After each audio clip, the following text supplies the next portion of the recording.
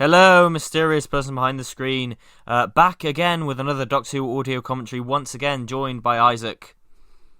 We play the commentary again. Time. And if you haven't guessed, this time we're doing The Curse of Fenric. Sylvester McCoy's story. We are once again on the Blu-ray box sets. We are doing the original transmission version, though.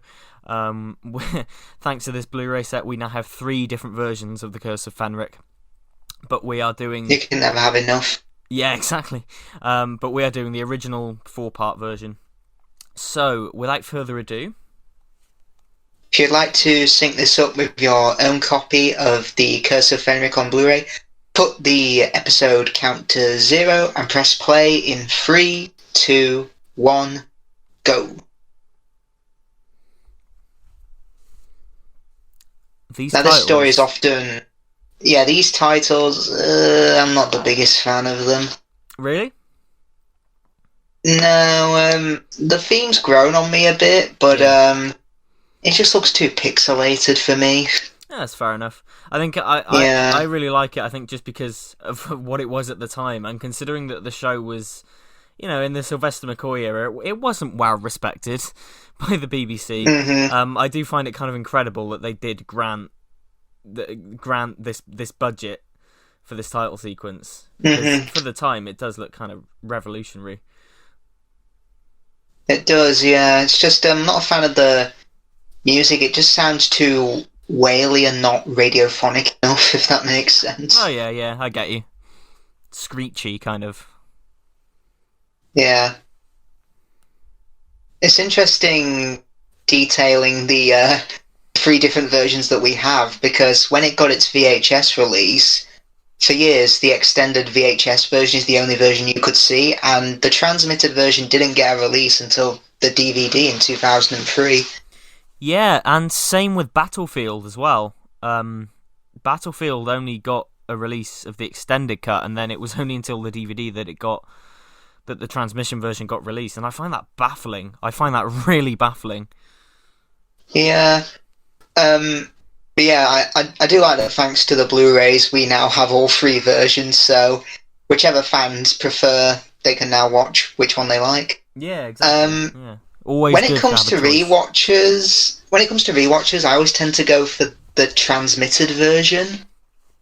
Yes, same here. I don't think... Well, I've never seen the extended 4-part version, and I think I've seen the special edition once. But yeah, it's been a long same time. Here. The extended VHS version, well, I think only parts 2 and 3 are actually extended. I could be wrong. Yeah, I think I heard something about that. It's quite a small extension. It's literally 6 minutes of extra footage, whereas the movie version is about 12 minutes, and obviously updated special effects. Yeah, exactly. I think, like you said, the extended VHS version is literally just the original, but with bits and pieces added in here and there. Yeah, there are some. Because I think according to Mark Ayres, the feature-length version that came on the 2003 DVD, that was probably closer to Nicholas Mallett's original vision, because they shot so much for this story and there was so much written, they considered making it a 5-parter. Yeah. Well, yeah, it's interesting, isn't it? Because it's arguably the most sort of ambitious story of the season. It definitely is, yeah, and I think this was shot first, then it was Battlefield, then it was Survival, then it was Ghostlight. Yeah, because every time I watch Ghostlight, I have this... It's really eerie watching it, knowing that it was the last thing they shot. Yeah, and also... Yeah, Survival probably makes more sense if you watch Ghostlight before it, because in Ghostlight they go to Perivale in 1883, and then at the beginning of Survival, Ace is like, I just want to see what my old friends were up to. So you can see why, whereas here it's a bit of a jump. But you can make the argument that Ace, seeing her mother probably reminded her of home a bit. Yeah, that's very true. I mean, this whole season is Ace's season, really. It definitely is. Yeah, it's really around her story. more than anything else, I think. Yeah, I'd say the only season where she doesn't really have that much to do is probably Battlefield. Yeah, that's Because true. I think the most she does is get trapped in a water tank and then stuck in a circle of light with a sword. Yeah, yeah, it's Battlefield is definitely the one that feels the most like season 25 from this season. Like it feels like it could be a part Does, of the last yeah. season.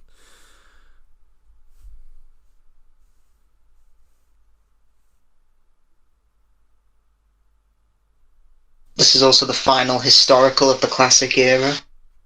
Yeah, I often forget about that. It's Until The Unquiet Dead, so not the biggest gap between stories if you marathon. yeah. In fact, an interesting comment I saw once was that Survival was very much the precursor to the Russell T Davies era, where, it's set on contemporary Earth, and, there's a close connection to the companion's background.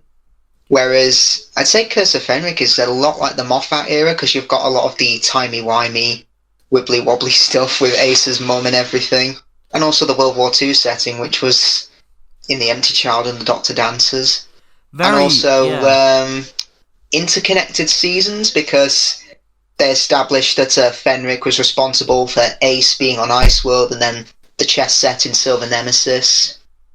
Very true, yeah. I mean, it's often talked about that the McCoy era really did try to move into a different era of TV, and it certainly set things up for what we would get in 2005 with the new series. And I genuinely think if we had this creative team and they went forward into the 90s, they would have adapted to the kind of revolution of TV that happened in the 90s with things like The Sopranos and Buffy and The Wire, all those shows sort of that changed the way TV was made. I think Doctor Who would have adapted to that had it through the 90s.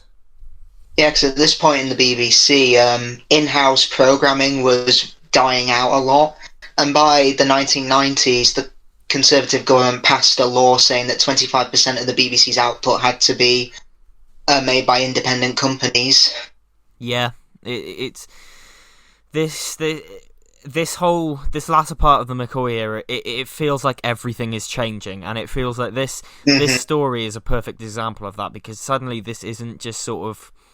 This doesn't feel like classic Doctor Who almost, because it's not the archetypal plot-driven story. It feels a lot more character-driven than kind of anything else we'd seen before this. Yeah, definitely. And I think that's where they were moving to. Yeah, I don't know who would have taken over as producer if it did continue into the 90s, because there's no doubt that J&T had enough and would have moved on. Well, yeah, I mean, to be honest, I don't even think of the last two McCoy seasons as JNT seasons, because it just feels like he had so. It's not. It very much feels like Andrew Cartmel. Absolutely, no, yeah, absolutely. It feels like JNT didn't really have much sway anymore. Yeah, like no input in the scripts, because a lot of the past elements really came from him. I suppose the closest thing you could get is I suppose the biggest impact he had in the McCoy era was probably casting, because he wanted Prince Andrew in Silver Nemesis. Yeah. And I bet Nicholas Parsons was his idea for this story.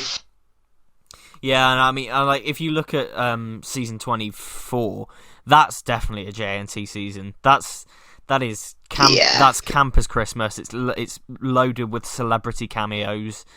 It's the showbiz season, and that's very much a JNT season. Whereas these last two definitely feel different. They definitely feel like a different thing entirely. Yeah, definitely. It's funny how these two young girls we see, they look to be about Ace's age, but they've been evacuated to the country. I mean, aren't they a bit old? Yeah, it's maybe. Yeah, it's one of those things where the actors are like supposed to be playing younger, maybe, but like you say, they're sort of I don't know. It's odd. Yeah, It's very because I know boys as young as 15 or 14 could fight in the war, so I just thought girls as young as that could do their service in the war. Obviously not as soldiers because they couldn't back then, but yeah. something else. Now that line there, when A says Maiden's Point, one of the evacuees says, that rules me and Jean out for a start, in the special edition. Yeah. They just made a Virgin joke. That's setting things up for the Virgin New Adventures then. Yeah, true. Mm-hmm. Those books are very bizarre. I don't know if you've ever read a Virgin New Adventure. No, and I don't think I want to, from what I've heard. Some of them are really good. They are well written, but they feel a lot like Torchwood in that they are clearly striving for an adult audience, and they sometimes jam it into the writing. Mm-hmm. Now, interestingly enough, this story was shot entirely on location. Now, if they did that a few years ago, the BBC would probably have gone berserk, like, you can't do that, you'll go seriously over budget. But this in Survival, they were shot completely on location. Yeah, it's interesting, and again, it just adds to that different feel of the end of the classic series. And what's interesting is that the weather in this was really bad for them. They were so cold. Oh yeah, they look it. And then you cut to Survival, and they look absolutely baking. Yeah. I know Sylvester McCoy even said of Survival, he said, it was so hot in that quarry you could have filmed the first Star Wars film there for the Tatooine scenes. Oh yeah. And yeah, it looks it. Because on the outtakes you can see they're all going a bit mad from the heat and the sun. Yeah. So you get outtakes like Sylvester McCoy just screaming and swearing. Like, obviously it's a joke, but like... Yeah. Will you fucking stay still? Fucking stay still! That's my favourite Doctor Who outtake ever. And it's the way when he throws the umbrella just completely disappears off the face of the earth. Like, it just flies out of the frame. I mean, honestly, when he does that rant, I'm like that because I work in retail. I'm like, will you fuck off? Oh, same here. When dealing with customers. I mean, it's like that scene on The Simpsons when you're about to close and someone comes in wanting a week's worth of shopping. It's like when Homer tries to give the trampoline back to Krusty. He's like, you just keep right on driving. I remember once I had... because where I work it has 2 floors, and we were closing up, and there were people who refused to leave the upstairs until they got served, and it was like, we're closing, and they were like, no, it's our right to get served, and it's like, oh, for God's sake, come on.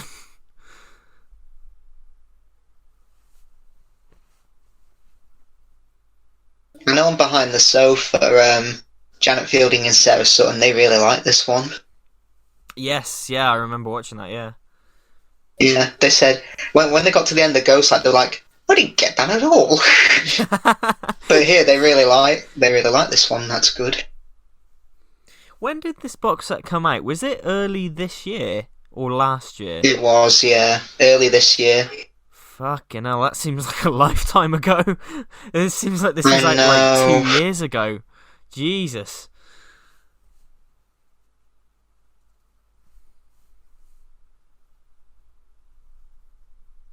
Now, the 7th Doctor and Ace, I think they're my favourite Doctor companion pairing of the 80s. Oh, same. They are just brilliant. Like, it's a crying shame we didn't get more of them. Because I think Ace in the Unmade Season 27, plans were made for her to become a Time Lord, and the new companion to be a cat burglar, something like that. Yes. There's all these things about the Unmade Season 27.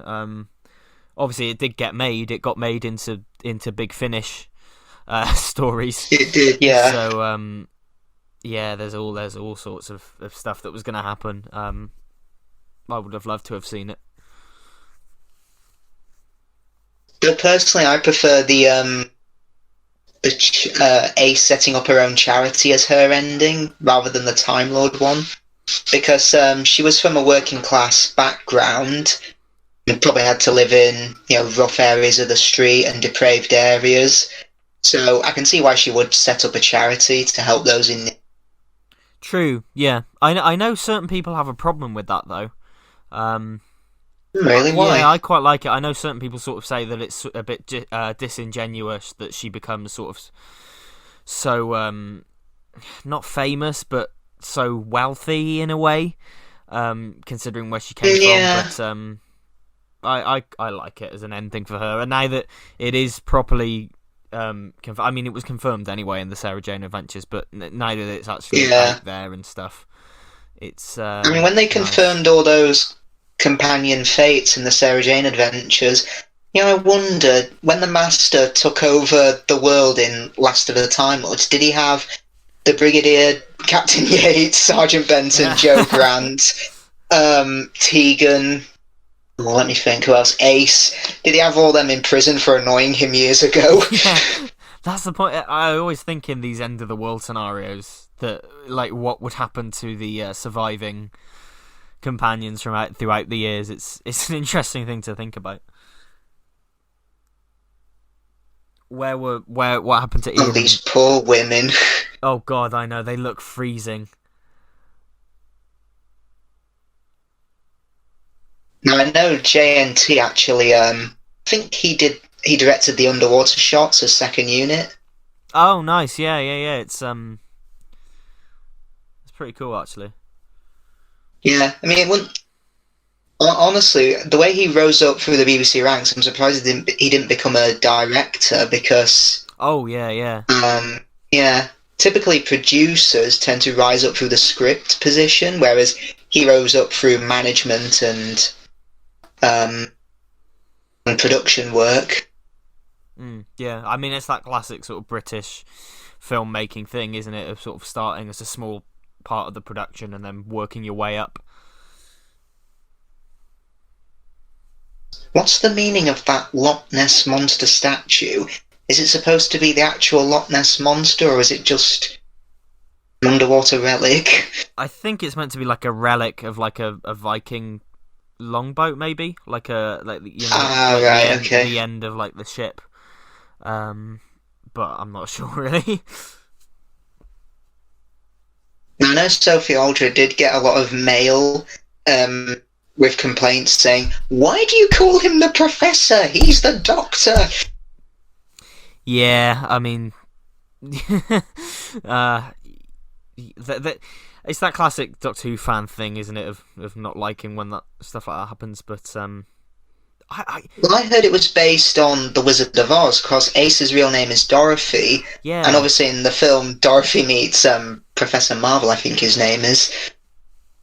To be honest, it's just a nice little character detail that she knows that it's wrong, but continues to do it anyway. I bet if what if Rose Tyler was calling the Doctor, I don't know, Doc? The entire internet would blow up. Yeah.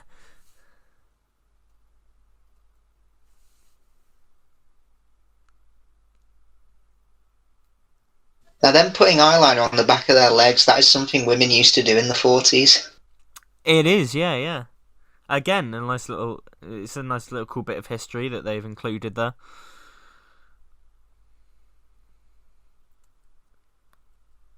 Plus, yeah, every story in this season is set on Earth. Apart from Survival, which obviously half of it takes place on the Cheetah Planet. Yeah, but even then, it's quite visually, it looks like Earth still, it looks like a desert, apart from at the end where it all's like, blowing up and everything, but... With that tweed jacket and bow tie, he looks a bit like the 11th Doctor. He does, yeah. And interestingly, the woman with him went on to play... oh shit, what's her name? In Smith and Jones. Anne Reid? Yes, that's it. Yeah. She played the Plasmavore thingy. That's it. They've even brought a straw. Uh...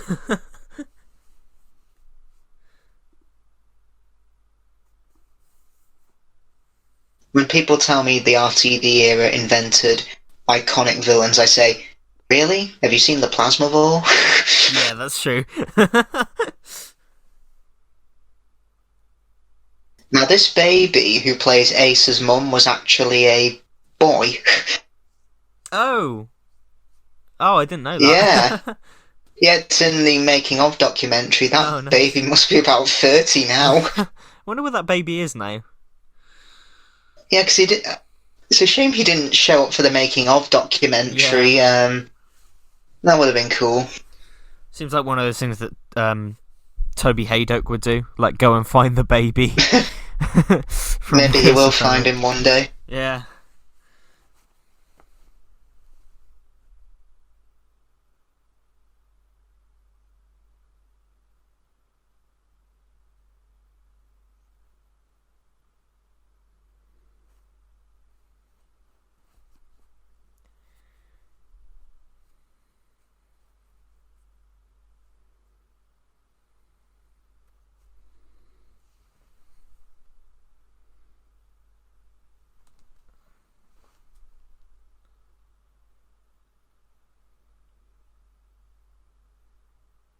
So yeah, in this story we see both Ace's mum and her grandmother. Yes, yeah, it's Cause I think Tegan probably had the most family members we had seen at that point, because we saw her Aunt Vanessa in Legopolis, Yeah. her cousin in Arc of Infinity, I think, yeah, one of the backpackers. and then her granddad in The Awakening. So yeah, I think Martha Jones probably holds the record for most family members. Yeah, I think so. Yeah, because you've got her family, and then the dad's girlfriend and her brother and sister and stuff. I think. Yeah. I mean, what about Donna? Actually, Oh, no, we just see her mum, dad, and granddad. That's true. Yeah. Oh, yeah, you're right. That's Martha.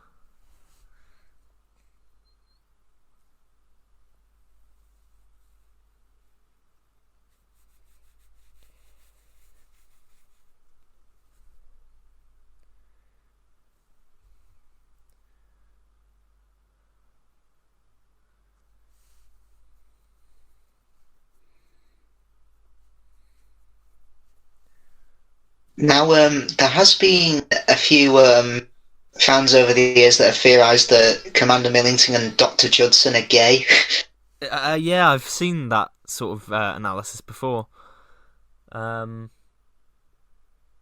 be honest, this story, there's a lot of sort of undertones of sexuality to it, and Heck, vampires are very much rooted in sex and everything, particularly with the head vampire Dracula. Oh yeah, absolutely, and I mean, and later on as well with Ace seducing the guard and stuff. There's a lot of. Heck, I think Ian Briggs wrote as part of her history that she slept with Sabalom Glitz. Yeah, and that's not an image I really want to have in my head. From what I've heard from the New Adventures, she sleeps with a lot of people in those. Wow. I mean, because that's the thing, and then, like, obviously when she jumps into the water at the end, that's obviously a very, that's sort of a symbol of liberation and her being liberated as an adult as well. Yeah, because I see Ace's whole story it's about a girl becoming a woman, really. Oh yeah, for sure, absolutely, for sure. Yeah, Ghostlight focuses on her past fears, where she burnt down a house, in what was more or less a racially motivated attack, wasn't it? Don't they say? Yeah, essentially, yeah. It's been a while since I've watched it, but yeah. Yeah, this is her present fears because of her relationship with her mum, and survival is very much her future. Like, what type of woman will she become? Yeah, and I mean, there's survival. There's a lot of lesbian subtext with her and the cheetah Which person. completely went over my head as a kid. Oh yeah. I think it did everyone's, really. It's that kind of thing you only pick up on when you're older. But there are people who deny that it's there, and when you watch it, it's clearly there. it's very much. Yeah, I mean, she might have had.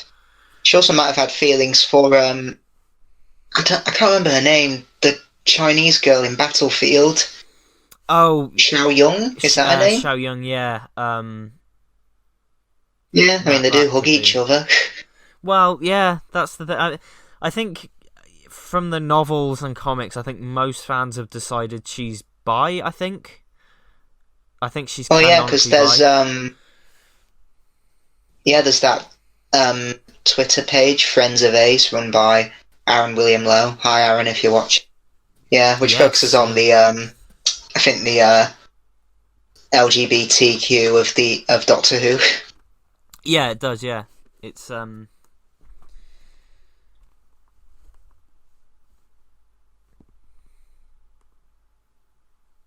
I've never liked him winking at the audience. That's just too much. Yeah, it's odd, isn't it? I don't know that it was necessarily needed. Yeah, they were originally going to do that with the Sixth Doctor when they were redesigning the titles, but they decided against it. Yeah. And also, he got a new jacket for this story because we've now gone to the brown one. What the yeah. I mean, because he had the brown jacket instead of the cream one in Battlefield, wasn't it? That was his debut. Yeah. And then this one, we've got the kind of the lighter brown and the scarf and everything. It's a good look. It's a good look for him, and it's him getting darker and darker as it goes along. Mm-hmm.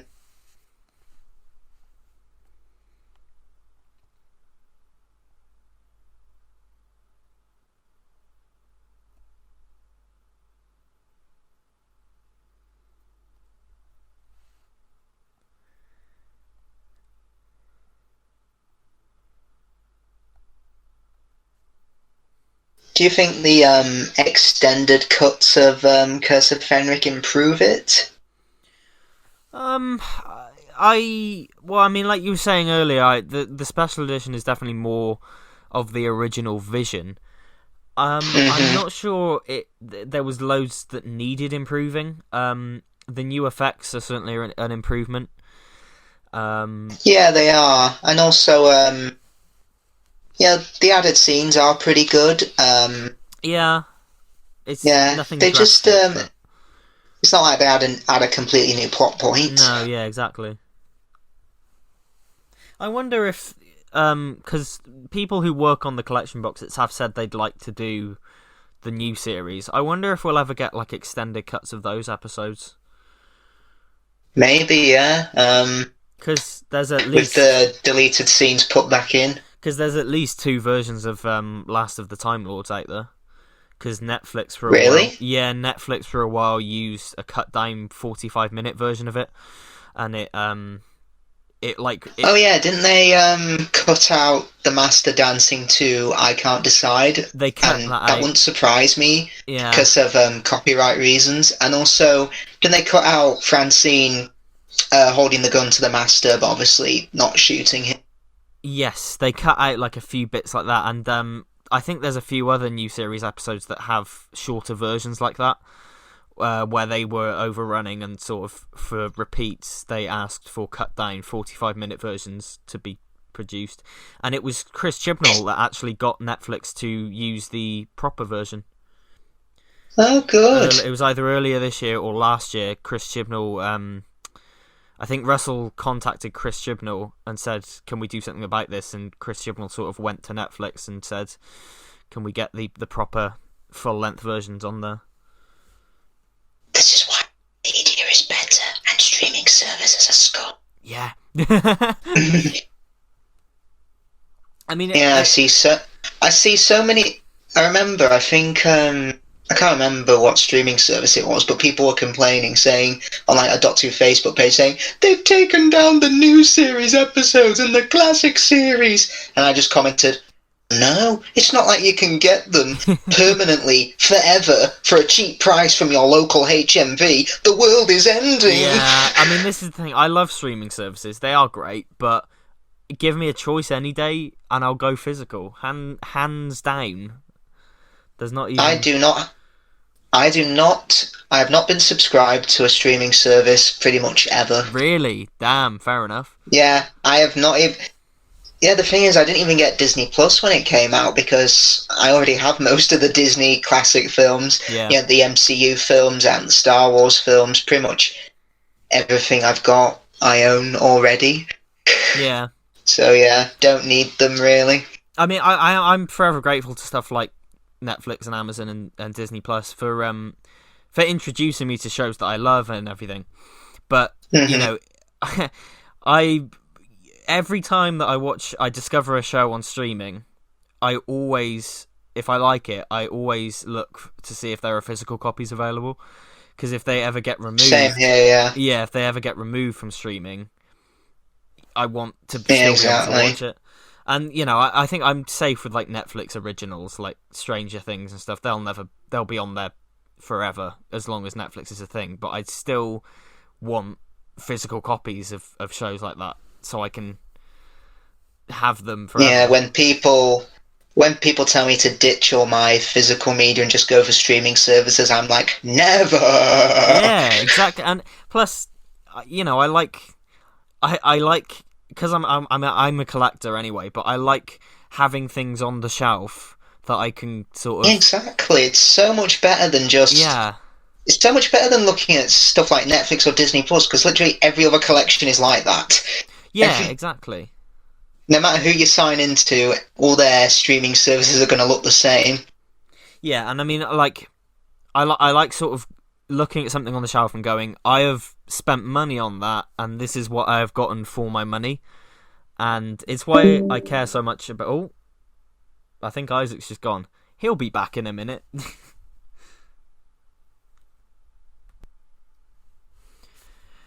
But yeah, I like looking at my shelf and going, I have spent money on this, and this is what I've gotten for the money. It's like precisely, yeah. You know, and I just like to own things, and as you know, HMV are never gonna, and they're never gonna come to my door and say, hey, we want our Blu-rays back. Whereas precisely, whereas you know, Apple have been known to like take films and shows away from you without giving you a refund. That has happened to me before. Oh, that's scummy. Yeah, that's happened to me before. So yeah, as much as I love streaming services, and I think they're a great invention, and they are a wonderful resource of watching content. You know, I'm always going to be a physical collector.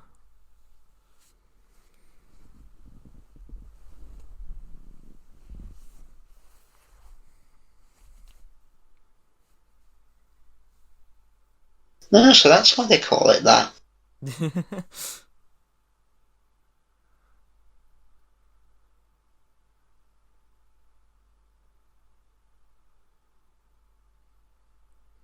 I wonder, will Fenric ever come back? I don't think he should, to be honest. Nah, he very much felt like the Seventh Doctor's villain. Yeah, and I think what he represents for the characters in this story as well. I think he just fits in this story. You know, as much as I would like to see it, I don't think he really should. Yeah. Speaking of the Seventh Doctor, I really don't like how he goes out in the TV movie. It's such a lame death. For a Doctor who played chess with evil, fought gods throughout time, destroyed Skaro, vaporized the Cyberman fleet, he just gets shot. Yeah, it's quite undignified, isn't it? But in a way, I don't know if that's kind of poetically sad. In a way, like he did all these things and he dies on an operating table. Like, I find it quite moving in a way. I don't know.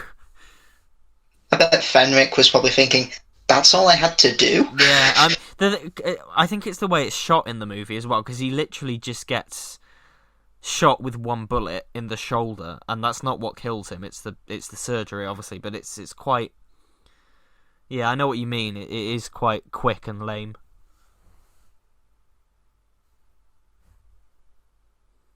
I do like Nicholas Parsons in this. He was quite a light entertainment actor, wasn't he?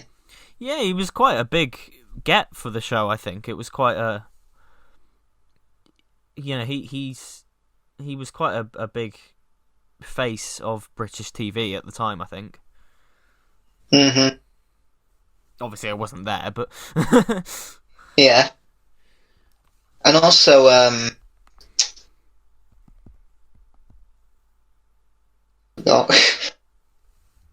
yeah, there's also a theme of faith in this story. yeah. Because obviously he holds up the Bible to the hemovores because that's what he believes in. One of the Russian soldiers holds up, is it a cross or a star, something like that? Yeah, it's which one of them, is a symbol of the Russian Revolution, I think. Yeah. I mean, there's that big iconic shot of the soldier being surrounded by hemovores, isn't there? When he's got the Yeah, because it's on the disc. Yeah. It's brilliant. I mean, this story is just so sort of chock full of really deep and mature themes, and it's something that I dare say hadn't been in the show for a while. No, I don't think so either. Because we'd had dark stories and we'd had good stories, but in terms of the depth that's on display here, it's incredible, really.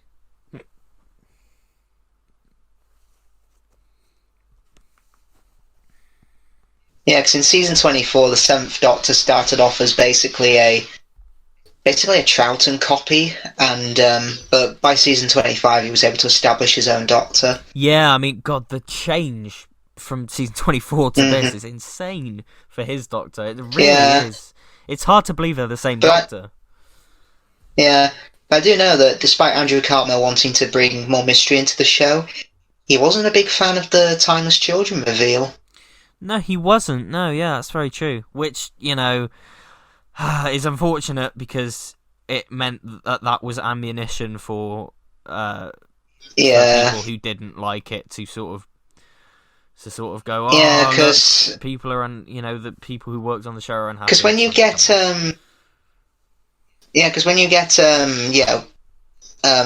actors who've worked on the show before, or writers saying, not a big fan of the show now, you get morons on the internet saying, you see, this proves that the show is shit, because he says so.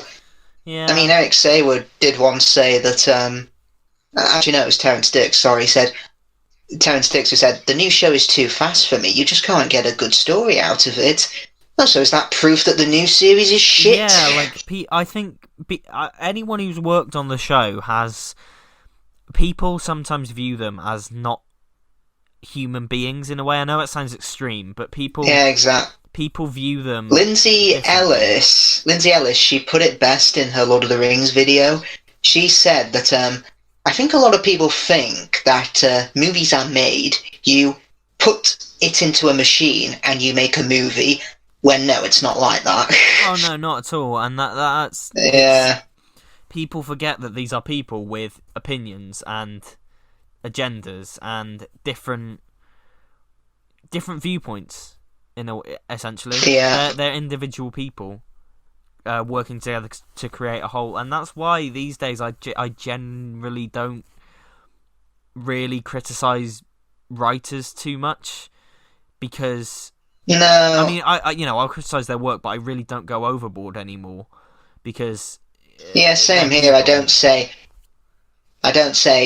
never have this writer on the show again. Yeah, exactly. It's just in the past I probably would have said that, but sometimes I'm just like okay, they didn't write an episode I was particularly fond of. Maybe they could do better this time. Yeah, that's the thing. And a few years ago, I was like that, and it's something that I sort of regret now. And I just think it's a bit of a dickish thing to do. Especially if the writer is, by all accounts, a decent person. As in, Chris exactly. Chibnall. Chris Chibnall's never done anything bad. Well, as far as we know, he's never As far as we know, he's a perfectly nice, decent human being. Yeah, exactly. But Those idiots treat him like he's some kind of spawn of Satan I mean, fair enough. every time he breathes. Yeah, exactly. Fair enough if he had done something bad, like if he had been involved in some kind of scandal, or he had said some things that weren't great. Fair enough. But he's never done anything like that. He's always just been a great. From what I've seen, just always been a really nice guy. So Yeah. it's a shame when people just go after people because they wrote something they didn't like, or they start. It's like it's the whole Star Wars thing again, isn't it? With Yeah, exactly. Ahmed Best and Jake Lloyd and Kelly Marie Tran all being like bullied off. Well, yeah, all the people who did that are just scum. Yeah, and again, it's that people not willing to believe that actors aren't necessarily... They're actual people. Yeah, and actors aren't the characters they play, and writers aren't the people that they write. It's I don't know. Have you ever met Andrew Cartmel? I haven't, no. Yeah, I did in 2018. It was really nice. Yeah, I think I've seen your picture before with him. Yeah, you posted it yesterday for Doctor Who Day as well. Yeah, I did. Yeah, it's Yeah, it was really nice. Forgot what else I said to him.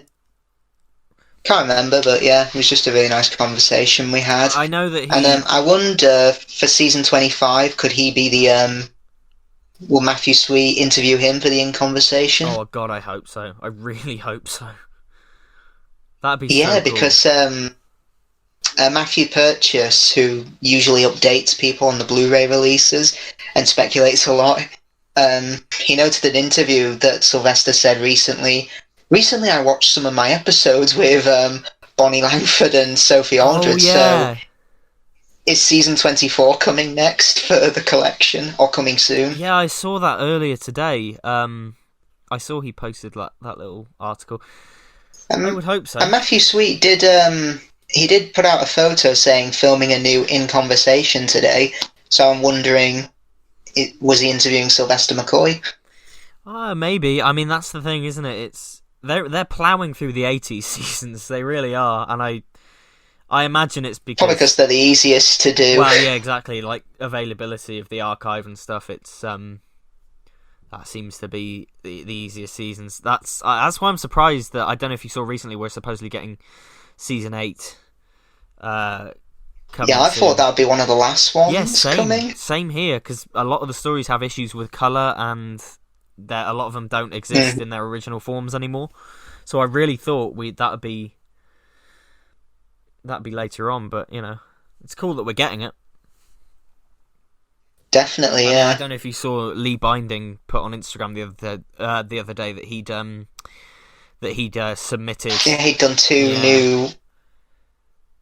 Yeah, I'm dying to see what they are. Yeah, same. To be honest, it sounds like from what he's saying that he doesn't necessarily get commissioned for them. He just does covers for seasons so that they're there when he does get commissioned for them.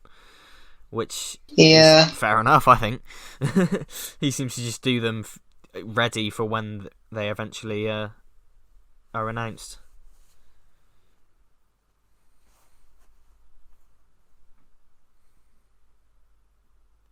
I'm really not a fan of Ace's hairnet. She looks like she's about to go and work in Greg's. Yeah.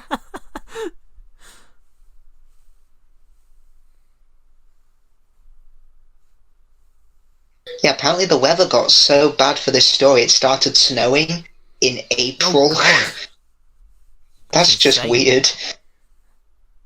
Yeah, there might be a line in the script that had to be added just to explain all the freak weather they were having. Yeah.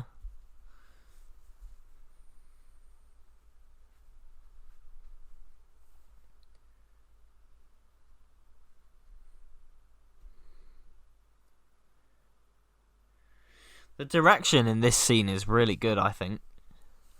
Yeah. I mean, throughout the whole story, really, but... Why do they have long fingernails? Are they supposed to look fashionable? Oh my god, sister, did you see that latest vampire that we got?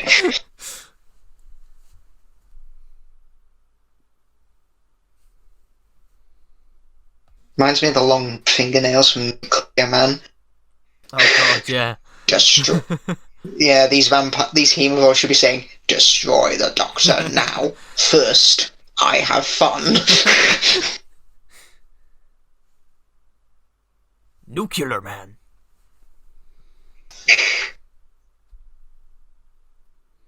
Well, it's common knowledge that you hate children and animals, Fenric.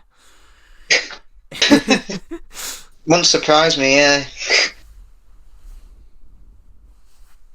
He passed away this year, didn't he, Nicholas Parsons? Because he was able to show up for the making of documentary, but he was well into his 90s. Yes, yeah. Oh god, again, that seems like ages ago now. So weird to think that was earlier this year.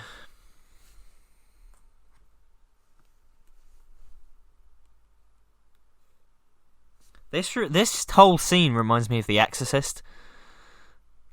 Oh, yeah, it is a bit, It really yeah. is, like, the whole kind of the crisis of faith thing and everything. It's...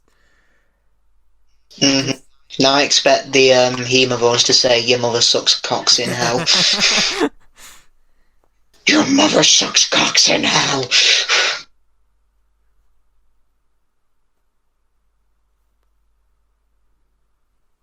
Your mother's a I'd say the uterus. weakest. Would you like to leave a message? I'll be sure that she gets it. You know what she did? I'd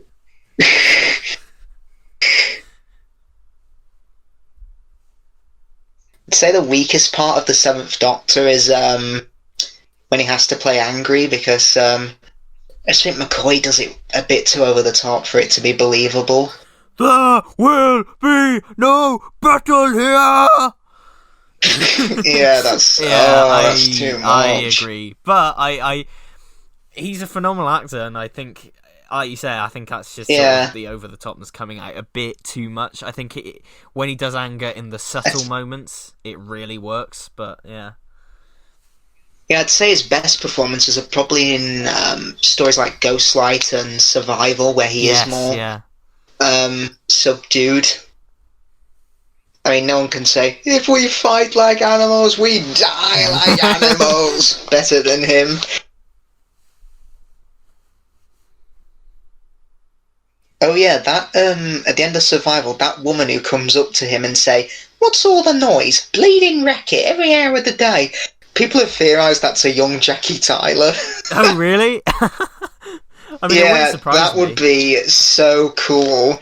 Because that's set in 1989. That would make Rose, 2 years old at that point? Yes, yeah. That would make sense, actually, yeah. Oh, but actually, yeah. Because Jackie gets married in 87, doesn't she? So... Yeah, something like that. Because Rose is about 6 months old when her dad dies, I think. Yes, yeah.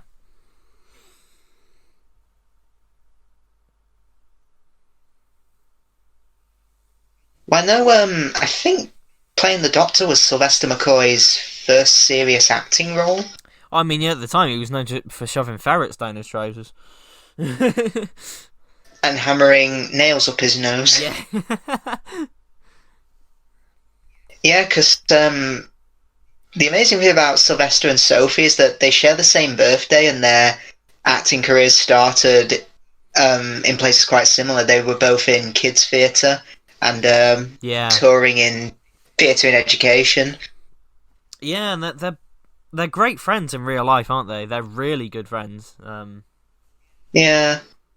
I mean, yeah, you could argue that casting Sylvester, and I'd argue even Bonnie Langford, maybe it was trying to get younger audiences into the show, because obviously they've been criticised for being, season 22, for being too violent and too scary, so maybe to lighten it up, bring in faces that young audiences would recognise. Oh, I mean, yeah, and season 24 is, you know, from the off, like with the TARDIS appearing in a rainbow, it's very much, it's very much meant to bring it back down to the kids, which I don't know. Yeah, I've not seen season 24 in ages. Yeah, but if the Blu-ray release is not far, then I can marathon them all then. I mean, to be honest, I don't know if you can blame them for trying to take it back to the kids for a bit, but And to be Yeah. fair, I do love Delta and the Bannermen. It's so stupid, but I've watched it so many times. All I remember is there being a green baby and the villains being defeated by bees. Yeah, old Gronwy and his bees in Butlin's holiday camp. Oh yeah, it is set in Wales. Set in Butlin's holiday camp in a well. It looks like they've walked onto the set of Heidi High or something. It's it's mental. Yeah, because aren't they originally going to Disneyland, but they just end up in Wales and then go with it? Yeah, it's. And you've got those weird if I FBI agents who are like useless. Yeah. I mean, if I was going on holiday to Disneyland, but then I realised it had been cancelled and I had to go to a crappy seaside town, I don't think I'd be as happy as them. Is it Disneyland or Butlins? Very, very, very similar.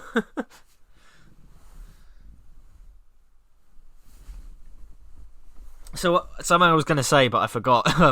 At the end of last episode, all those shots of like the Hemivores coming out of the ocean, and with the music, it reminds me of something like a cliffhanger from the RTD era or the new series. Like I could definitely, like yeah. The Empty Child. Particularly with part 3. You've got everything happening at once, which is quite reminiscent of the RTD era cliffhangers. Yeah.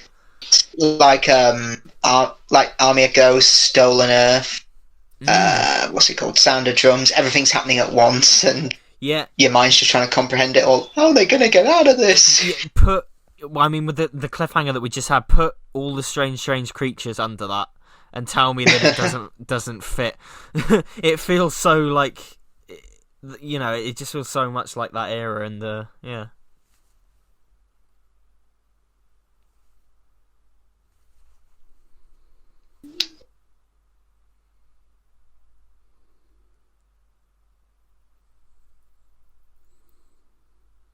Yeah, I do like this development here, because say if this was season 25, Ace would always be with the Doctor, up for excitement and going, wicked, even at the Hemivores, but now she's actually caring for Kathleen and her baby. Yeah, exactly. She'd be, again, development for Ace. It's one of the best subtle companion arcs ever. I just think it's just fantastic. One of my questions in Remembrance of the Daleks is, when did she learn to drive? Because they briefly drive that van, and she's only supposed to be 15 or 16, and the legal age of driving in the UK is 17. I mean, I guess she just... Maybe she nicked a car as a youth, I don't know. Yeah. I guess it's just sort of... I don't know.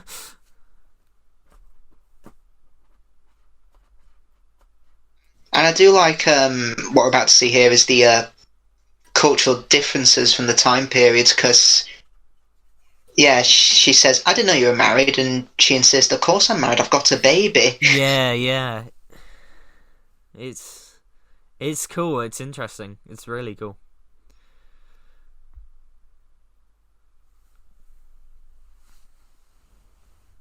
In fact, the actress who played Kathleen was actually as old as Doctor Who. She was 26. Oh yeah, cool. Yeah, I recognise her. I'm sure I've seen her from something before. I'm not sure where though. I'll have to look up afterwards. And of course, for season 20, for the whole of the McCoy era, they were put up against Coronation Street.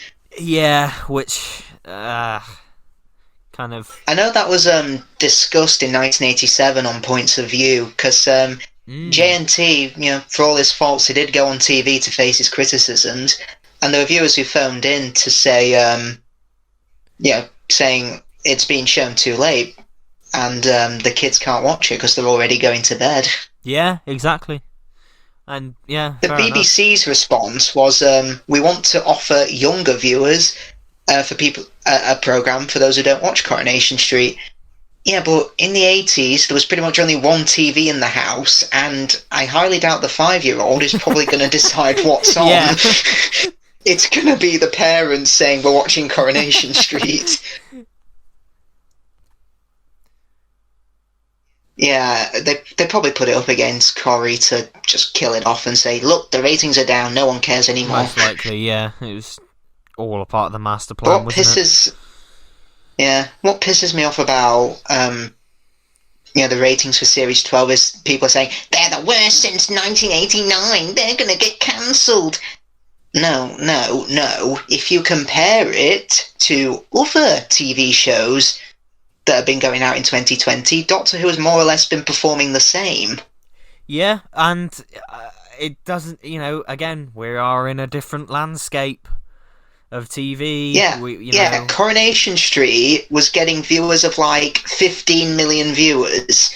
Doctor Who was getting, 4 to 5 million viewers back then. So, yeah, I mean, I know Corey is still probably the most watched programme of the week now, but even then, Doctor Who, particularly Series 12, I think it still made it into like the top 10 watched programmes of the week. Oh, yeah. Whereas if you compare that to the McCoy era, apparently the ratings were so bad that they didn't even register on the charts, which was really worrying. But of course, it was a shame as well. They'll ignore that because, they'll ignore that because it defeats their own argument. Yeah, it doesn't fit with their narrative.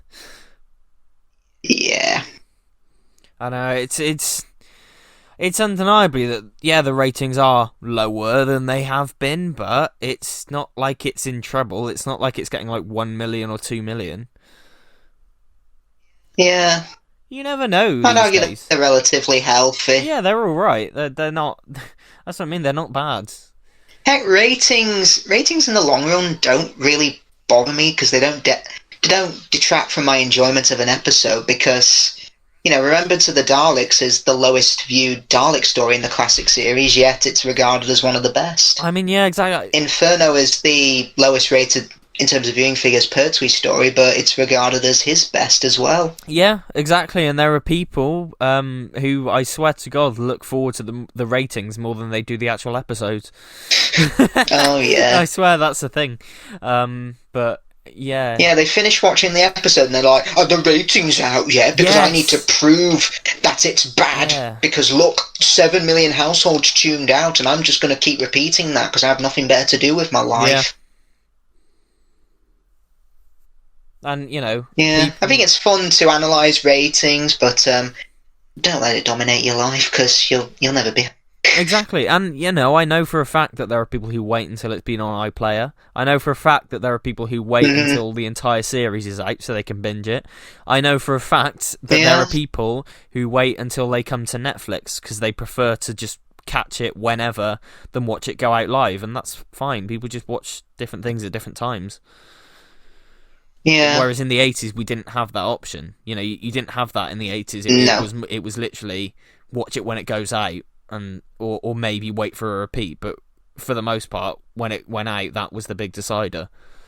Whereas now, TV has much more of a lifespan after its initial airing. It's many shows. I mean, we're not in the days of you missed the programme and that's it, you'll never see it again. Yes, exactly. Many shows will find their footing and find their audience on streaming, on DVD, on repeats.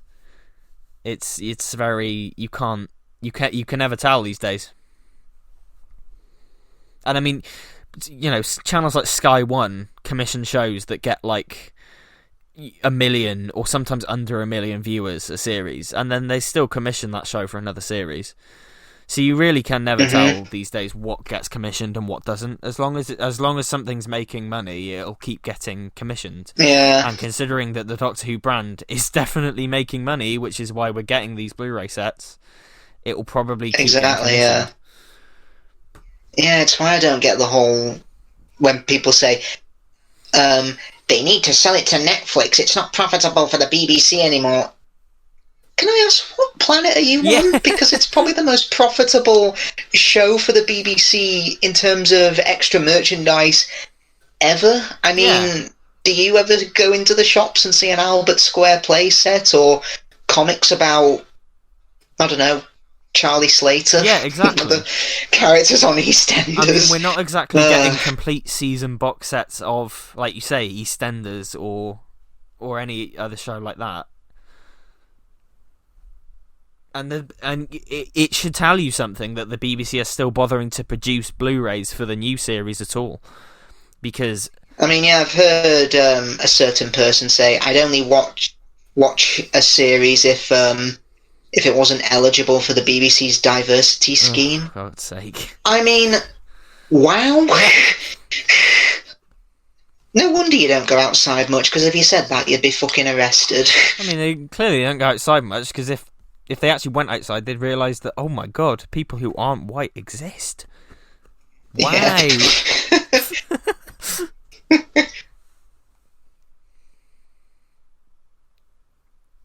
But yeah, no, like... Now, I know... Sorry, I was just going to say, back to the story a bit. I know 2 of these Hemivores were played by Sylvester McCoy's sons. Yes, they were, yeah. That's a really cool fact, actually. I can't tell which one, but Well, yeah, the Hemivore makeup is really, really good. It is. The masks are brilliant. It's really good, and I like that each one is unique, and it's got a sense of individuality to it, as opposed to them all Yeah, because they have... Each Hemivore has a different costume from a different time period, as if to suggest that Fenric has been here and influencing people since the dawn of time. Yes, yeah. It's really cool.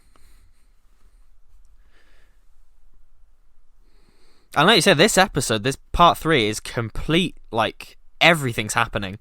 There's rarely a moment to breathe in this, in episode 3. Plus also, I like earlier, the way the Doctor fought off the Hemivores, he actually said names of previous companions. Yeah, we missed it. Yeah, I was going to say, it's a detail I always forget about, and then every time I watch the story and it happens, it's like, oh, excellent. Mm-hmm.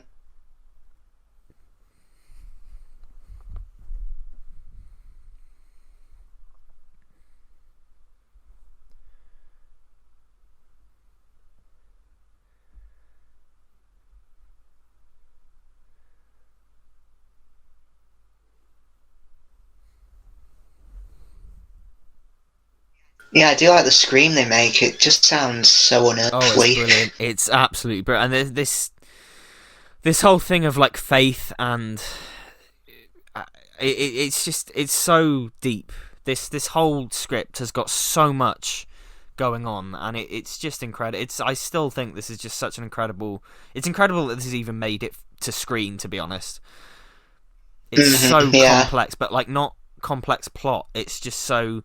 thematically complex and thematically really grown up as well. And I'm not one of those people who are like, oh, Doctor Who needs to be more aimed at adults, because at the end of the day it is it's a family show, but that doesn't mean that it can't tackle adult themes.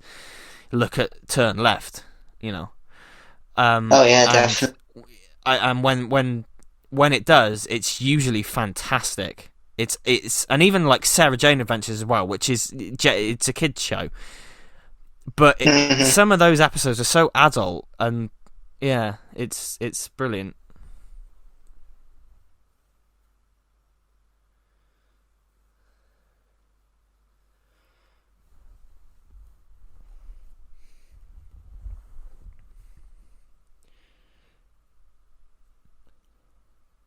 Yeah, I'd say the weakness of this story is that for me it's a bit too frantic. Yeah. I don't think it's as bad as Silver Nemesis, but it just feels like a really big hopping of locations. Like, you go from the beach 1 second to the church, to the underground, back to the naval base, things like that. Yeah. And it's not like Earthshock, where part 4 of that story apparently has 89 scenes in it, but that's very tightly directed, that you don't lose lose track of what's happening. Yeah, for sure, yeah.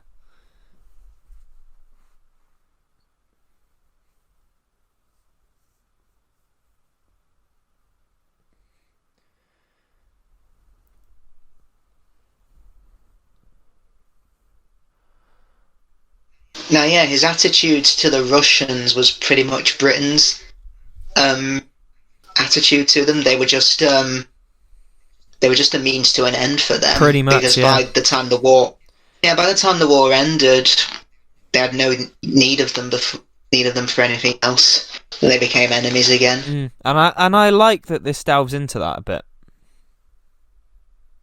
Heck, it's something you could do with the Cybermen, because if you look in Doomsday when they're fighting the Daleks, you can actually see the humans fighting alongside them, Yeah. because obviously the Daleks are just going to kill them all anyway. Yes. And that could be an interesting story, Cybermen and humans uniting for a common threat, and once that threat's dealt with, there's no need for them to be friends anymore. Would be cool, actually, yeah, like that idea of the enemy of my enemy is my friend.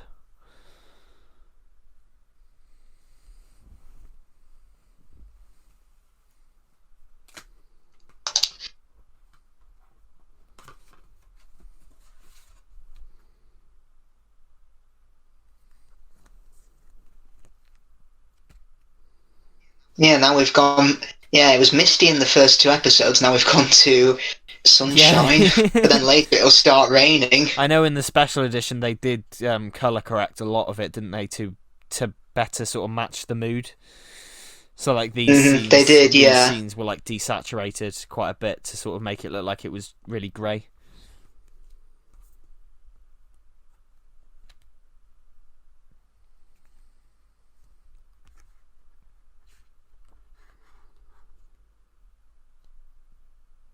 Faulty said the winds of winter there.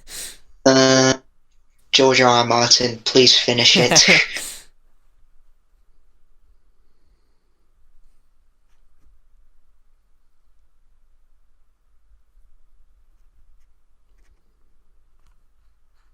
It's almost a parallel here to the Nazi threat. Britain and Russia are fighting each other here, but really they should unite against their common enemy, which is the Hemivores and Fenric. Very true, yeah, very true. And again, another mature theme here. We deal with death. Yeah, again, insanely mature to tackle, and it's great. I mean, the World War II setting is also quite reminiscent of the Moffat era, because obviously Empty Child and the Doctor Dancers is set in World War II, but you've also got stories under his era like Victory of the Daleks, The Doctor, the Widow and the Wardrobe, Winston Churchill being almost an ally to the Doctor. Yeah.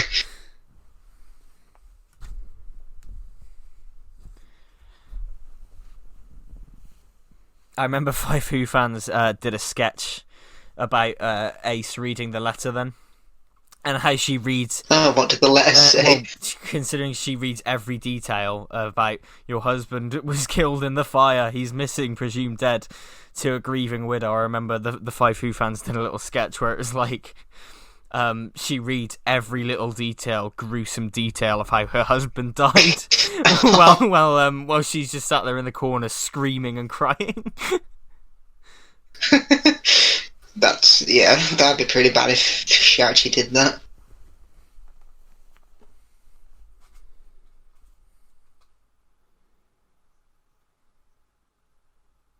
I'd love for Ian Briggs to write for the new series again. Yeah, I mean, they got Rona Munro. Bring back Ian Briggs, damn it! I completely agree. Yeah, it would be really cool, actually. Stephen Wyatt or Ben Aranovich, I'd love to see them write again, because Ben Aranovich has quite a career now as a novelist, doesn't he? Yeah, he does, and he's also got like a few good comic book series that have been ongoing for years as well. So he's done really well for himself, actually. I think it'd be great for him to come back. Yeah, because I know Remembrance of the Daleks was like his 2nd or 3rd script, something like that. Yeah, for sure.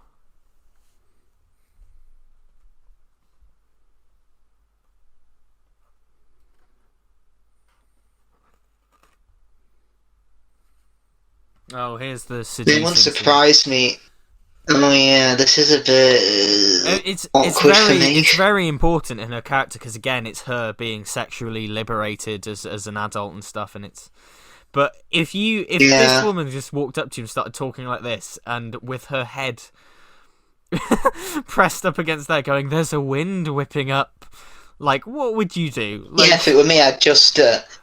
I'd probably just ignore her and go back to my job. So it would be like, fucking hell, love, calm down. I mean, the other week in the shop, I had an old couple complaining to me about how the prices of celebration tins have gone up by 50p, and I was just like, okay. I was just like, yeah, I work here, I don't set the Yeah. prices, so what are you moaning to me for? I mean, I swear people lose their common sense when they go shopping. Oh, they do. Like recent. I had a woman the other day who got a load of Aero Bliss gift sets, and she said, "Excuse me, how much are these?" I scanned them, and I said, "They're £5 each." And she said, "Wait a minute, how come?" Getting the brochure out, knowing she's going to be right in this. "How come your brochure says they're £1.99?" And I just said, "They're after 8s." It's And she's like, "Oh." And I said, "Do you still want all these or not?" And I was like, "No, you can put them back." it's. I mean, thankfully, Put you back. thankfully during lockdown, I've been working more hours, but in a different department, away from customers. So I haven't had to experience them for a while. But I know next week when lockdown ends, I'm gonna get some idiots. I mean, work tends to put me on tills, and either they really don't like me or they think I'm good with customers. Yeah. Yeah. Usually it's okay, but it's when customers ask like a question, and some of the stuff they ask is just like so not stupid, but Bizarre. I don't know. It's just mental.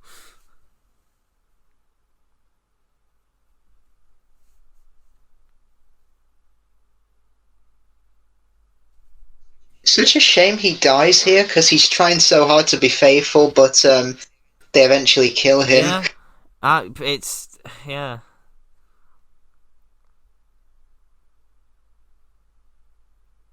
Kind of wish that their voices would change when they turned, because they're still talking like this, Yeah. like they did before. I don't know. It's a bit sort of. It would have been nice if they added some sort of filter to the voice, or maybe if the actresses even changed their voice to sort of match. But it's a nitpick. I know Dr. Judson being gay, it could be a reference to the guy who invented it. What's it called? The Insignia Machine? Oh, It's who Benedict Cumberbatch plays in the Imitation Game. Alan Turing, is it? I think that's Yeah, it, yeah. because he was gay.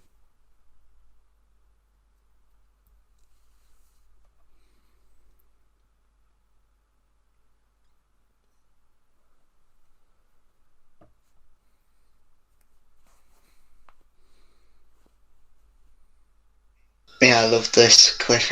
We play the contest It's again. really good.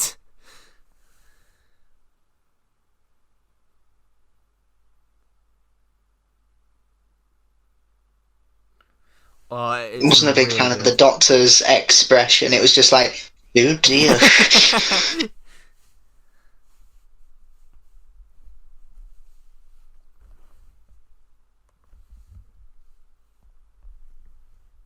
Now, I know Nicholas Mallet directed, what did he do? He did Mysterious Planet for season 23 and Paradise Towers for season 24. Yes, yeah. He'd had experience with who. And Marquez did the music, so it must be quite surreal for him to work on stories for the home media release that he had already worked on. Yeah, yeah.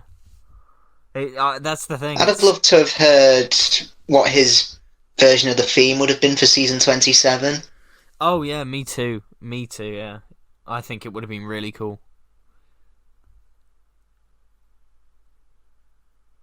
I've no idea who would have taken over for, what's it called?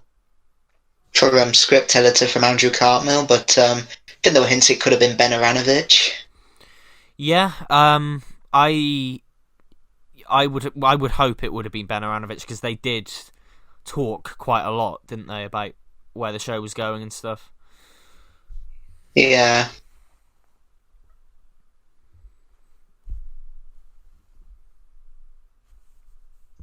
And I think McCoy would have regenerated at the end of season 27. Wow, that might I don't know. Yeah. If I would think I would have liked him to stay on even longer. Yeah, because he only had 14 episodes a year. I mean, it's not like the new series where they get 13, 45 minutes. He only had 25 minutes. Yeah. It's such a shame. It really is.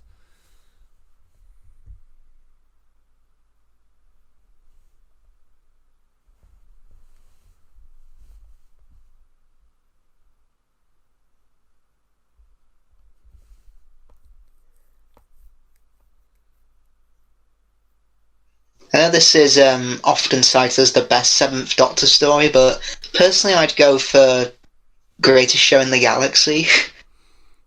That's probably my favourite Seventh Doctor story, because I just think it encompasses everything I love about his era and Doctor Who as a whole, to be honest. That is fantastic. I think that's a brilliant story. I think my favourite is probably Remembrance of the Daleks, because I just love that to bits.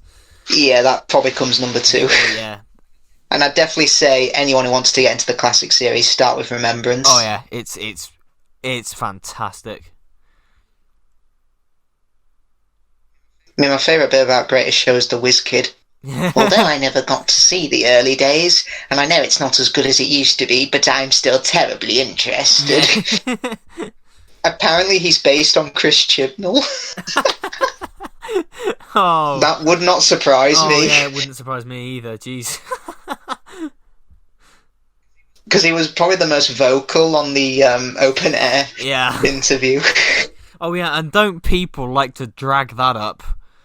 It's like... Yeah, I mean, even I've done it, but you got to realise he has regretted pretty much everything he said. I think he said, at 16 I probably should have been out getting pissed. Yeah, and... Well, yeah, that's the thing, isn't it? He was so young. He was very young. Yeah. And it's like, people like to... People say dumb shit at 16. Yeah, and people like to drag that up nowadays as like a reason that he's not a good showrunner. And it's like, well, take your own advice. And it's like, well, he was 16. This is now like 30 plus years later. Like, calm down. People change in that time. Definitely. Now that rain we saw there, it looked kind of artificial, as if someone was just throwing a hose pipe in the air, because the sun was still shining, but that might just be down to the freak weather they were having. Yeah. Again, the special edition fixes that, doesn't it? Because it does, yeah. The sky, so it actually looks like it's dark and it's raining.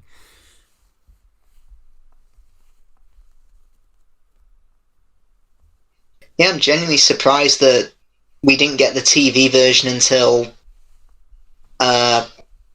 2003. That's...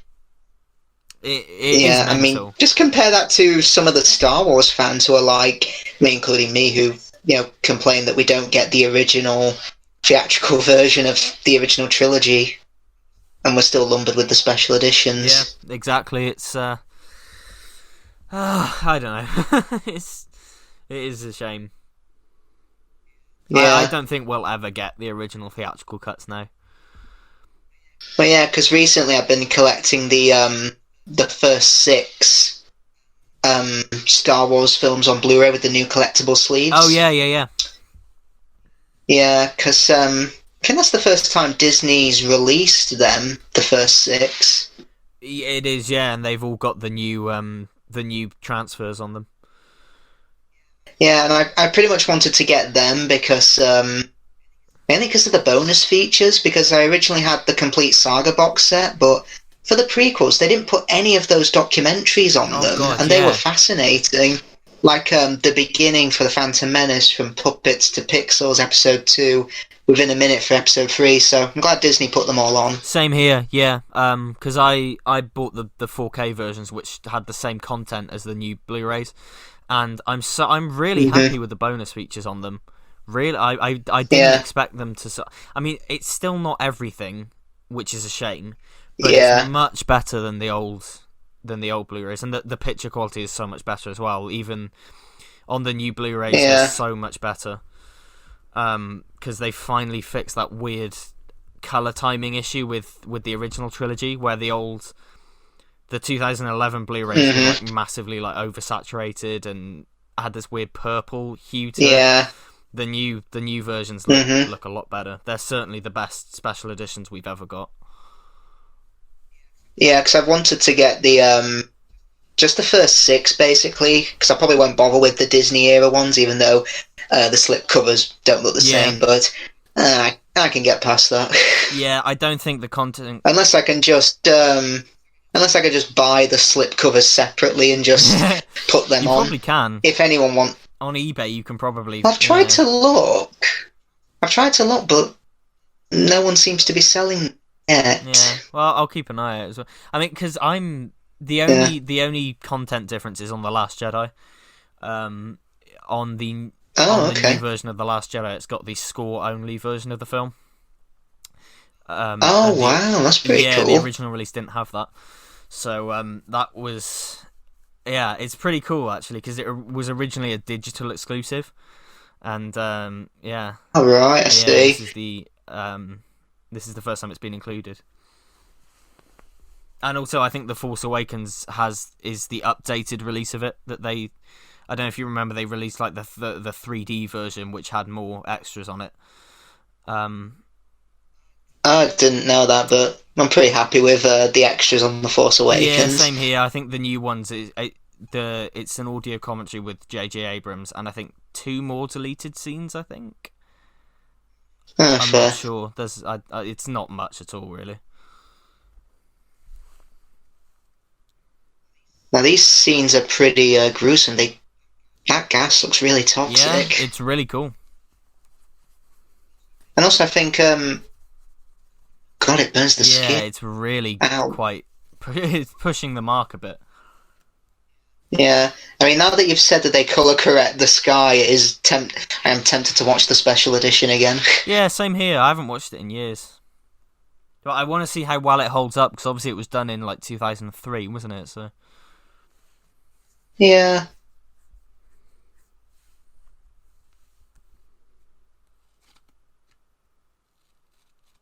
I should imagine it still holds up quite well, but yeah. Yeah. Now the ancient Hemovor here looks amazing. Oh, he does. Yeah, he looks really good, along with Yeah, like the Destroyer. Yeah. He 2 very good puppets, and animatronics as well. Because you can see his gills moving, and it's really good. And I like how he's got quite a soft voice. You'd imagine him to have the voice of the devil, but he's really soft, and it's just it keeps with that theme of being a pawn in someone else's game, and he's literally a pawn in Fenric's game. Yeah, exactly. It's really nice touch, I think. Just the way the soldiers are here for Commander Millington.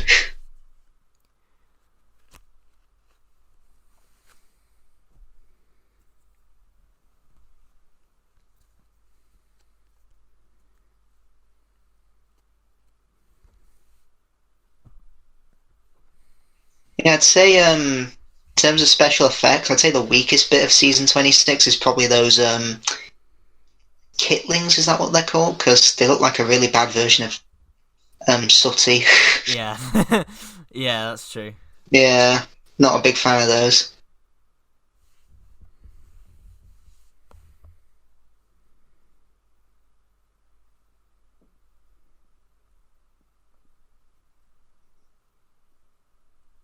Yeah, I think Fenric should come back and challenge the Doctor to playing Cluedo. Yeah. It was Colonel Mustard in the dining room with the lead pipe. Oh no, it's 2020. He'd probably challenge him to a game of Fortnite. Oh God.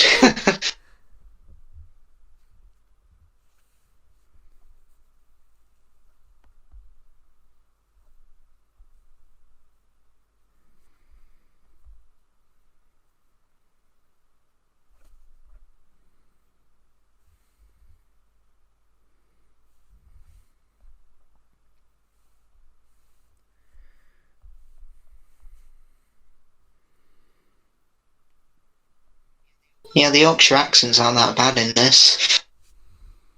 Yeah, they're not. It's not like it's not like Mark of the Rhino where the Geordie accents are really over the top.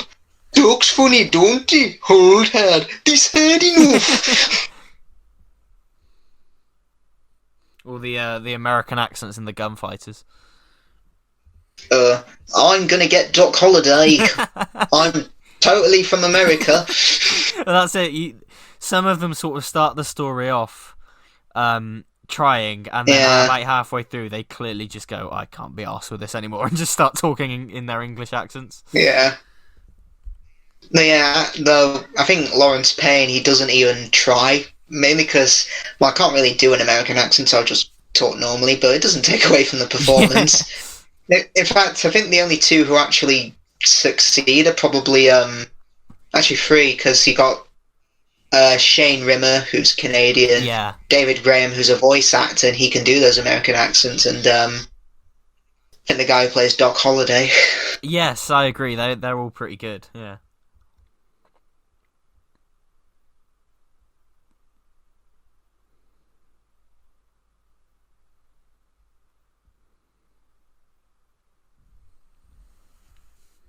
I really can't play chess, I'm so bad. I don't think I've ever tried. It always confuses me. Like, I'm always like... Yeah, it does me as well. I see people in films playing it, I'm just like... straight over my head.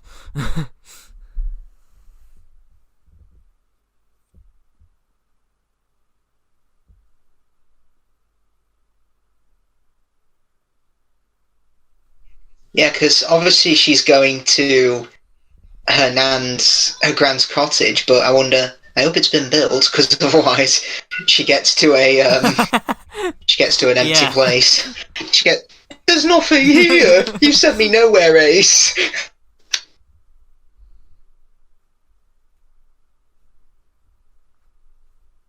Plus, I like how she uses her faith in her mum, because she because she has faith in something that she previously hated. And if you look at the other two evacuees, they obviously hated authority, didn't listen to anything said, and they end up crumbling because of that. As well. Yeah.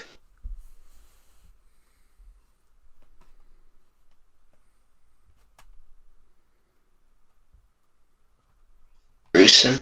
Yeah, really cool effect, and you forget that those. I mean, one of my favourites is what's his name in Dragonfire Kane, when his face melts off. That is like Raiders of the Lost Ark style.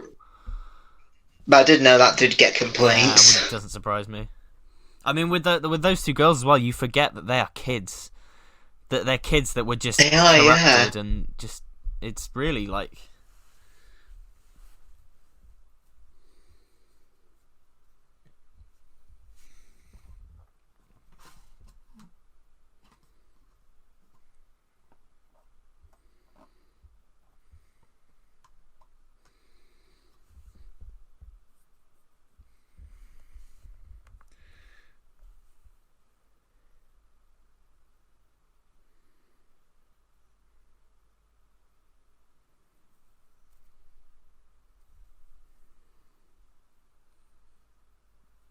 In Soviet Russia, soldiers kill commanders. Oh, and he even blinks as well, the ancient Hema. Yeah, the details really, really cool.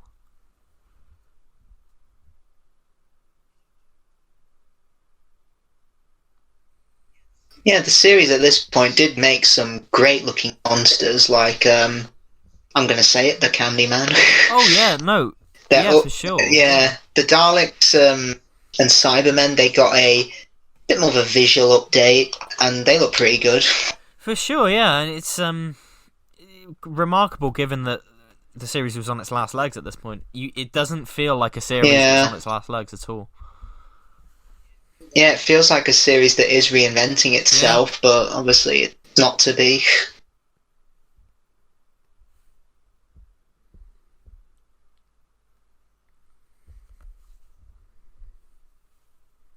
Also, Sylvester McCoy was the first Scottish Doctor. He was, yeah. I remember him saying about David Tennant, he said, as a joke, of course, us Scots are a bit miffed that he's not using his accent. He should be coming out of the TARDIS saying, "Oh my God, look at that! I love it." Well, I did enjoy in Tooth and Claw. Well, he used it in I yeah, did. he did I use did it then. enjoy that because it's every time I watch it, it's like once you know that that's his real voice, it kind of just comes across as the production team just giving him a break for a bit, just like Yeah.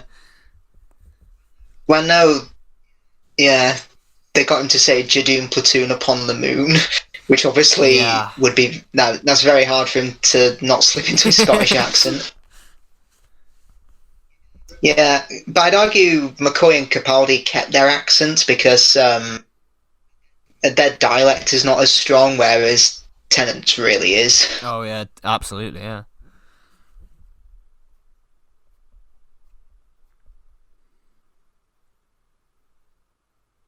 His eyes have gone red now, not green. It's true, yeah, yeah. Yeah, that scene always bothered me because, yeah, now he's Fenric. Yeah, it's it's interesting, yeah. It's I don't know if there's anything more in the special edition. there might be, yeah. Yeah, I well have to watch it. yeah, and Ace loses faith in the Doctor here. And it's really good. Yeah, again, faith. It's so good. Yeah. Yeah, because they do that trick again in the God Complex, and I'd argue it still does work there with other stories that came before it, because I say in Series 6, Amy and Rory start losing their faith in the Doctor because Goodman goes to war, he loses their child, Girl Who Waited, he practically leaves older Amy to die, which means Rory loses his faith in him. And obviously in God Complex, the Doctor says, I only asked you to travel with me because I wanted to be adored. Yeah. And yeah, it's really well done, I think, in Series 6. I'm really fond of the God Complex because it comes across to me as the Doctor and Amy finally seeing each other for who they truly are and not who they want them to be. So it's time for Amy to stop seeing the Doctor as her imaginary friend and to start seeing him how he actually is, and it's time for the Doctor to stop seeing her as the little girl. It's really well done. It is, yeah.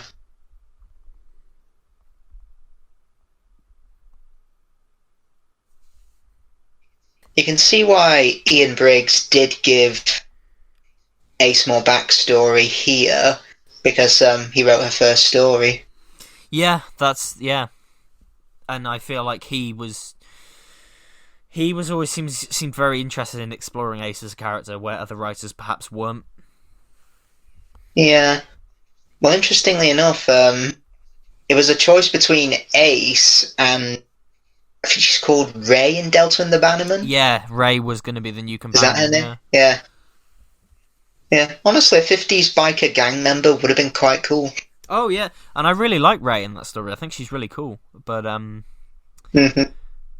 yeah, I wonder what they would have done with her. Really, would they have gone a similar route as this, or would they have done something different? Kneel before Zod.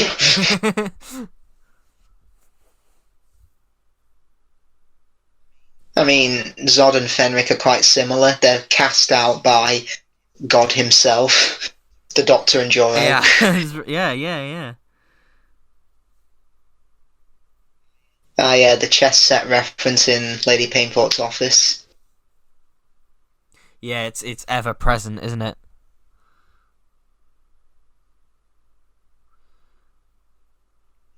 Isn't there a theory that Fenric was behind the Sixth Doctor's regeneration? There is, yeah. This whole revelation. So that the Doctor could be more of a, because obviously he starts off as a bit more of a fool as the Seventh Doctor, so probably makes him more vulnerable to Fenric's schemes. Yeah, for sure.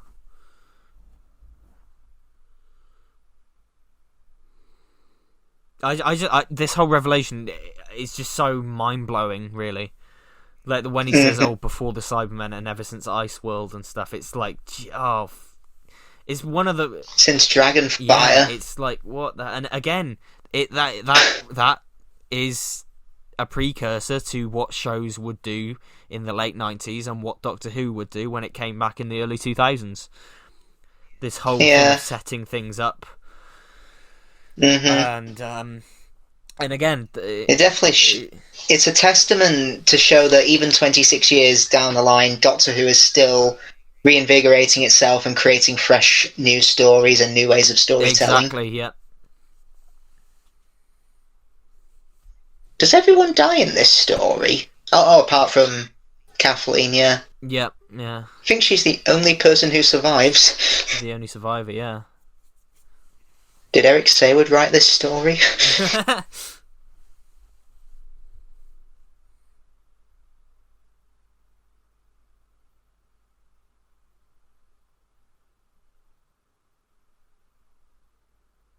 God, the dialogue is so good in this as well.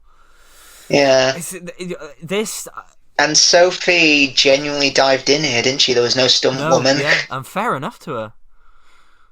Yeah. And that water looks really strong. You could easily drown in it. And the way it's shot, it looks like she just jumps onto some jagged rocks as well. I know obviously she doesn't, but just where the camera is, it looks like there's just rocks underneath as opposed to water. And of course, this whole jump is clearly... This is the culmination. There we go. Yeah. This is the combination of... That's when Ace becomes a woman. And it's this whole thing is about her being liberated, both sexually and... And with the next story, Survival, it's whether or not she'll stay true to that. Well, in the next story, you can see the effects of this on her, because when she turns up in Survival, she wears her hair down, she's got her sleeves rolled up for pretty much the entire thing. She's got a sense about her that she's concerned about her friends as well. She feels different in that. Everything feels different about her in that. And it's, again, changing characters as stories evolve. It's a proper precursor to what TV would do in the 90s, and how again, shows like The Wire and The Sopranos and Buffy and all that, Doctor Who was doing it here, and it would have flourished in that environment. Yeah. But it would have, yeah. Such a shame it was cancelled when it was. Yeah. But, I think we've discussed it plenty enough in this commentary. I just think this is just one of the most clever, mature and thematically rich stories of Doctor Who history, really. It's really fantastic. Definitely, and I always forget how good it is. I think rewatching it, I do as well, yeah, because sometimes when I talk about it, I'm like, oh, I think it's a little bit overrated, but yeah, just watching it again, I probably, have to agree, it's probably very worthy of its reputation. As one of the Seventh Doctor's best stories. Because when people talk about the McCoy era, for me, it's always about Remembrance and Greatest Show in the Galaxy, and sometimes I forget about this. But every time I rewatch it, it really is fantastic. And I'm glad that it gets the attention it does. So yeah, that is the end of the commentary. I hope you've all enjoyed this. It's been really fun chatting through the Curse of Fenric. As always, I will link Isaac's channel in the description. Isaac's just done a really cool retrospective and review on the 5 Doctors, so definitely check that out. I really enjoyed watching that. Thank you, and I'll ask Chris Chapman if he'll put it on the season 20 Blu-ray. Definitely do. It's a really cool video, so definitely check that out, and check out Isaac's whole channel, really. So we will be back next week. What will we be back next week with? As of recording this video, next week is going to be December for us, so we will be recording some Christmas commentaries, which hopefully you're all going to enjoy. Yes, so some Christmas films are going to get the commentary treatment, and then we will be back with the rest of the Doctor... The TV movie. We'll be back with the rest of the Doctor Who ones after Christmas is done. Mm-hmm. So yeah, stay tuned for the Christmas stuff to come next week. And from next week from when we're recording this, but who knows when this will go up. But yes, so I hope you enjoyed this. Like, subscribe, comment. Take care. Bye bye. Bye bye.